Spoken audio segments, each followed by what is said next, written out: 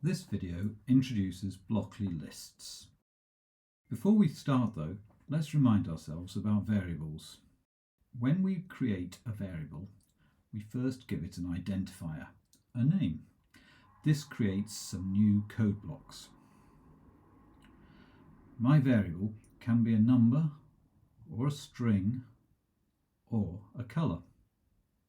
We can then do things with our variables in programs such as change its value or print it.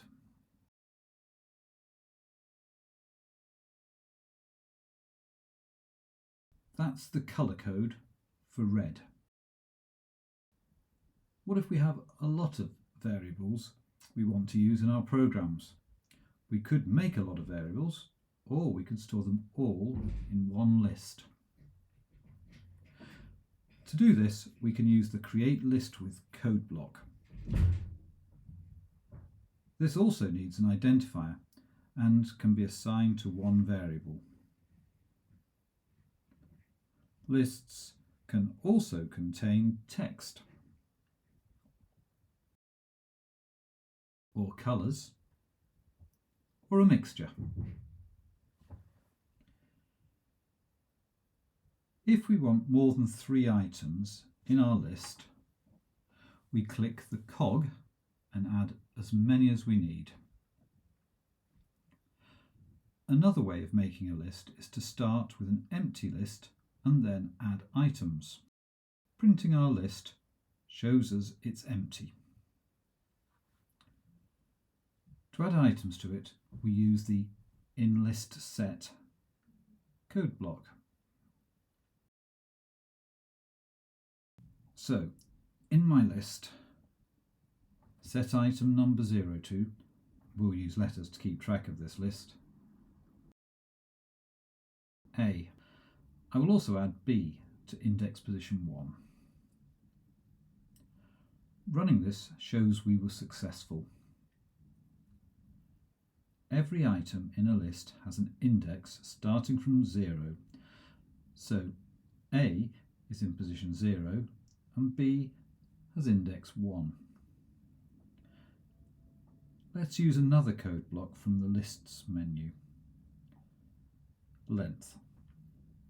When we run this, our program outputs 2, the length of our list, or how many items are in that list. The InListInsertAt code block works like this.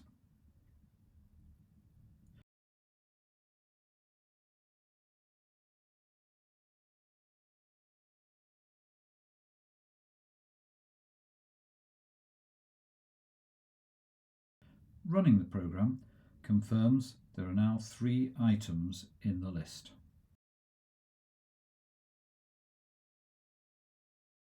If we print out our list, we can see my list now contains A, C, B, because C was inserted at index 1, pushing B from index 1 to 2. A third way of creating a list is from a string like this. Select the Make List from Text code block. As my letters are separated by commas, we tell the block that this is the delimiter we used in the text string. Let's run this program. There is our list. Supposing the letters were separated by spaces, we will need to change the delimiter to a space, which is difficult to see. Let's run it again to check this also works. Let's correct this and have a look at another code block. There are 2 get blocks. This is the InList get item at index code block, and this is the InList find first occurrence of item code block. Let's try this one out.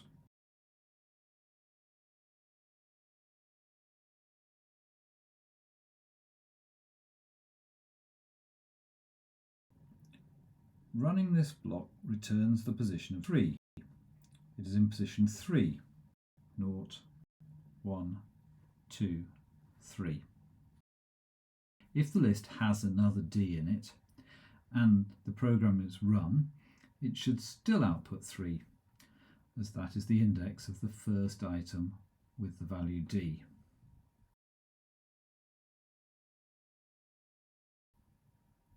But we can also search for the last occurrence.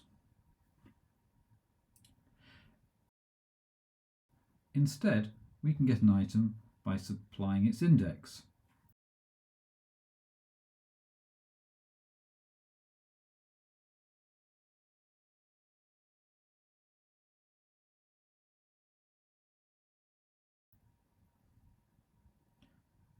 So there are a lot of ways of creating lists and manipulating them.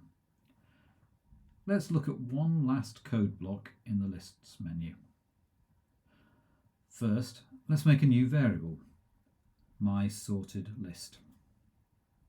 Now let's set mySortedList to a copy of myList.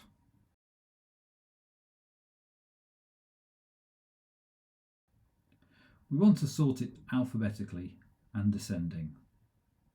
Oh, it says descendant. We'll get that changed. Anyway, let's print out mySortedList. That is the end of this introduction to Blockly lists. I hope you have fun using these new code blocks in your programs. When you're ready, make sure to watch the video Lists and Loops, also found in the Red Turtle Playground.